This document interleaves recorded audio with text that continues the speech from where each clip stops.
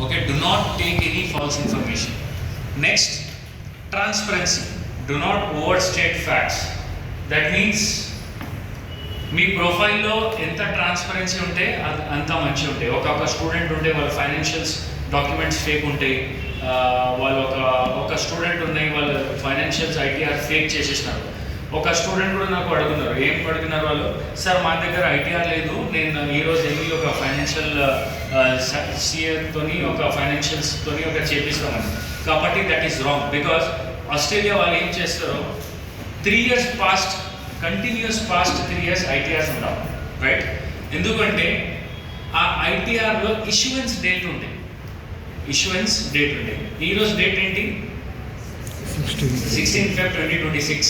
ఇప్పుడు మీరు back dated ITRs కూడా అప్లై చేస్తే ఇష్యూయన్స్ డేట్ ఈరోజే వస్తుంది. ఆస్ట్రేలియాకి 6 months పాస్ట్ అప్లికెంట్ ఉండాలి.